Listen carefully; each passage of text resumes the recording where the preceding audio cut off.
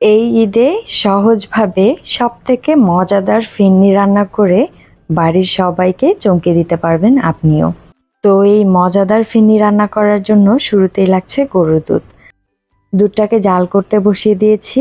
আমি 10 থেকে 15 মিনিট সময় নিয়ে খুব ভালো মতো দুধটা জাল করে ঘন করে নিব। আর আজকে আমি গরুর দুধ নিয়ে নিয়েছি 1.5 কেজি।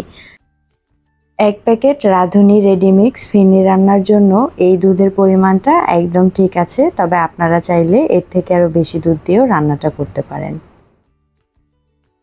আচ্ছা, এখানে প্যাকেট থেকে রাঁধুনি রেডিমিক্স ফিরনিটা আমি ঢেলে নিচ্ছি একটা বাটিতে।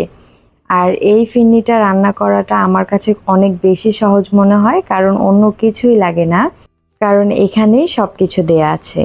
তারপরেও এই ফিরনিটা আরও বেশি মজাদার কিভাবে বানানো যায় সেটাই আজকে আপনাদের সঙ্গে শেয়ার করব। তো ফিরনি ঢালা একদম রেডি, চলে যাচ্ছি আবার চুলাতে। এখানে দুধটা অনেকটাই ঘন হয়ে গেছে। এই পর্যায়ে আমি ফিরনিটা দিয়ে দিচ্ছি। সম্পূর্ণ ফিরনি দেওয়ার পরে খুব ভালো মতো নাড়তে হবে যাতে নিচের দিকে কোনোভাবে লেগে না যায়।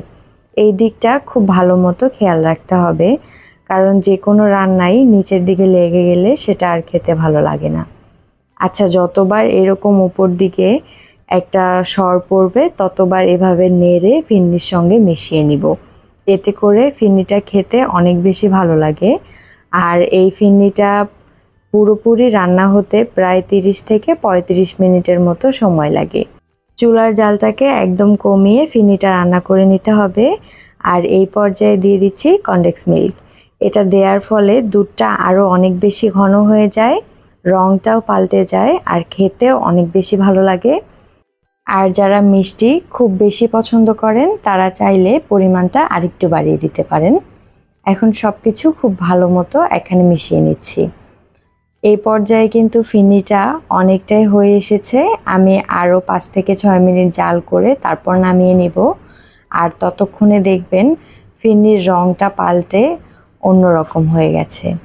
আশা করব দেখেই বুঝতে পারছেন এটা কতটা লোভনীয় হয়েছে।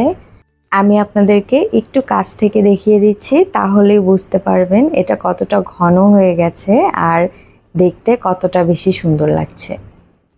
তো আমার ভিডিওগুলো যাদের ভালো লাগে তারা কিন্তু অবশ্যই সাবস্ক্রাইব করতে ভুলবেন না। সবশেষে নিজের পছন্দ মতো যে কোনো পাত্রে ঢেলে নিতে হবে।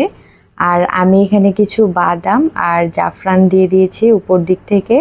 এতে করে দেখতেও অনেক বেশি সুন্দর লাগে, খেতে তো মাশাআল্লাহ খুবই ভালো লাগে।